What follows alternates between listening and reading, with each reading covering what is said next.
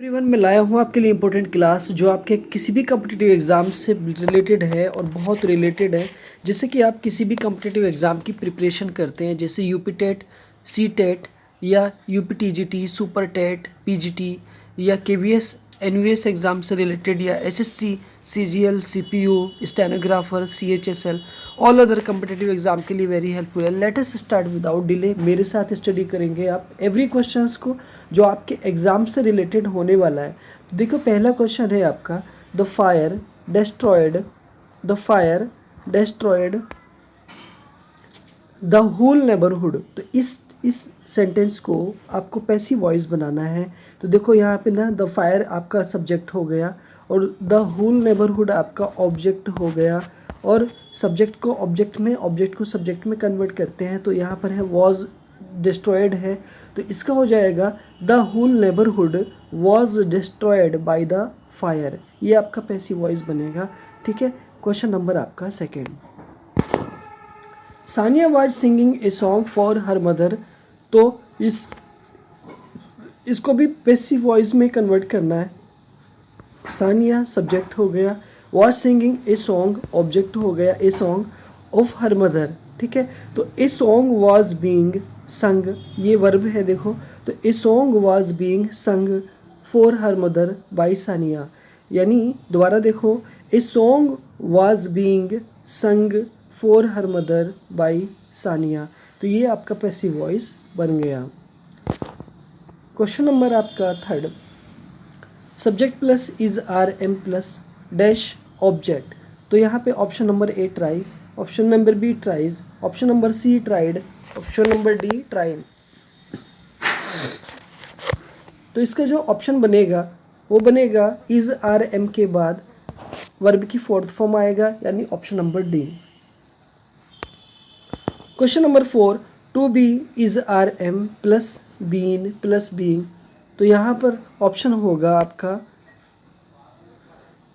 To be plus is are am, यानी ये is are am plus आपका was verb. Option number D आपका right option बनेगा। Question number 5, the teacher said that nobody could solve the problem it is. ठीक है, तो ये sentence कौन सा है, तो इट इज़ कैसा है। तो देखो, कंजक्शन यहाँ पर दैट लग गया तो ये इनडायरेक्ट होगा, तो आपका बना इनडायरेक्ट। अगर इन्वर्टेड कॉमास होते तो बनता direct. Dash is reading her book every day. तो option number A he, option number B you, option number C she, option number D they. तो देखो यहाँ पे हर आ गया, तो यहाँ पे सी ऑप्शन बनेगा, यानी सब्जेक्ट सी बनेगा और she is reading her book every day. क्योंकि यू नहीं आएगा, क्योंकि यू के साथ यहाँ पर आर आता, आर है नहीं तो दे भी नहीं आएगा, ये दोनों तो cancel.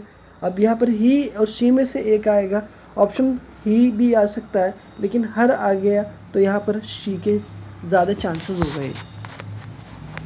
Question number 7, one of them is different. इनमें से एक डिफरेंट है। He plays hockey, you played cricket, they will play football, ये we shall be playing kho kho. तो देखो यहाँ पे जो ऑप्शन आ रहा है वो आएगा आपका डी ऑप्शन। क्यों? क्योंकि ये भी इंडेफिनिट में है, ये भी इंडेफिनिट में है, ये वाला सेंटेंस भी सी भी इंडेफिनिट में है, जबकि डी ऑप्शन कॉन्टिन्यूअस में है, तो इसलिए आपका डी ऑप्शन राइट बनेगा। Question number 8, I absolutely must dash him how ever painful it may be for me. तो यहाँ पर देखो, किल्ड, बॉदर्ड, लविंग या सी। तो आई एब्सोल्युटली मस्ट, तो देखो यहाँ पे मस्ट आ रहा है, तो मस्ट के साथ वर्ब की फर्स्ट फॉर्म आता है। किल्ड नहीं आएगा, सेकंड फॉर्म है। बॉदर्ड हो सकता है लेकिन नहीं आएगा, क्योंकि ईडी लग करके आ रहा है तो सेकंड फॉर्म है। लविंग फोर्थ फॉर्म है, ये भी नहीं आएगा, तो ऑप्शन बनेगा यहाँ पर D. I had a few eggs in the freeze, so we need to go to the market to buy them. To है ना, तो टू के साथ में बाय का मतलब खरीदने के लिए, तो इन्फिनेटिव है तो वी की फर्स्ट फॉर्म आ जाएगा। मैंने आंसर आपको बता ही दिया, तो बाइंग नहीं आएगा, बॉट भी नहीं होगा और बाइज भी नहीं होगा। Question number 10, a man dash is recovering from illness. A man is recovering from illness. तो यहाँ पे देखो, सही प्रोनाउन का यूज़ करना है। जो विच नहीं आएगा क्योंकि नॉन लिविंग से पहले। हुज पॉजेसिव केस में आएगा, होम ऑब्जेक्टिव केस में आएगा, जबकि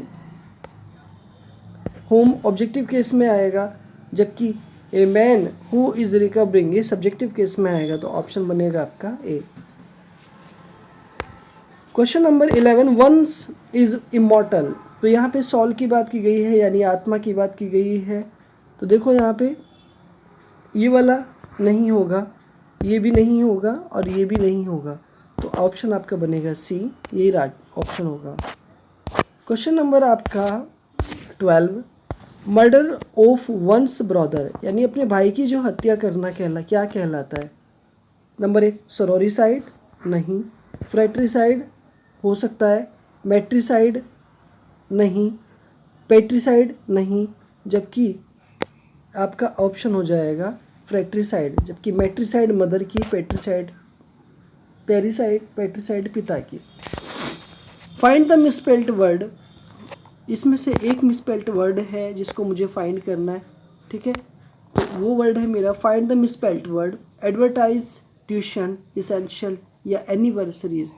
तो यहाँ पे जो राइट ऑप्शन हो जाएगा वो एनिवर्सरीज हो जाएगा, ठीक है। While election carries a negative electrical charge, a neutron is neutral. तो यहाँ जो राइट ऑप्शन होगा वो हो जाएगा आपका द, वाइल द, ना कि एन, ना कि ए, ना कि all. While the electron carries a negative electrical charge, a neutron is neutral. तो राइट ऑप्शन हो जाएगा आपका B. Passive voice is changed into verb. तो देखो पैसिव वॉइस जो है वो चेंज किया जाता है, ट्रांसिटिव वर्ब का चेंज किया जाता है, जिसमें subject plus verb plus object होता है। बाकी के ऑप्शन आपके नहीं हैं। The stream gurgled contentedly as its lord to rounding the bed.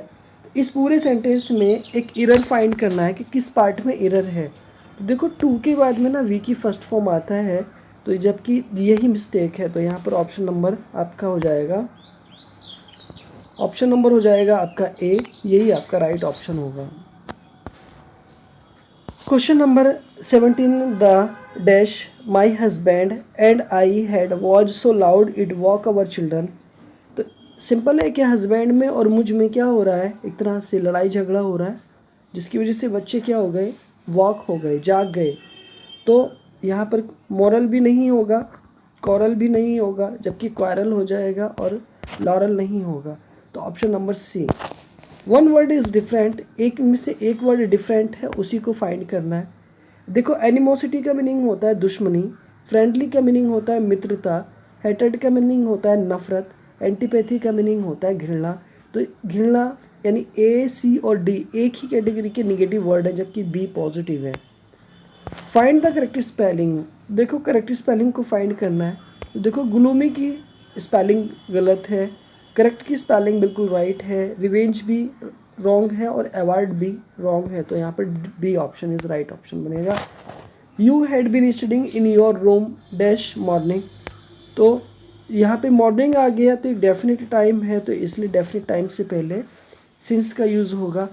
मेरे क्वेश्चंस आपके लिए वेरी हेल्पफुल थे। अगर चैनल पर नए हैं तो प्लीज़ सब्सक्राइब करें, वीडियो को मेरी लाइक करें, दोस्तों में शेयर करें। और इसी तरह से इंग्लिश के क्वेश्चंस से रिलेटेड मैं अपनी वीडियो लेकर के आता हूँ, इंग्लिश को मैं समझाता हूँ। आप मेरे चैनल पर नए हैं, लाइक करें, सब्सक्राइब करें मेरी वीडियोज़ को। मिलता हूँ आपसे इसी तरह की अगली वीडियो में। अपना ख्याल रखें, बाय बाय।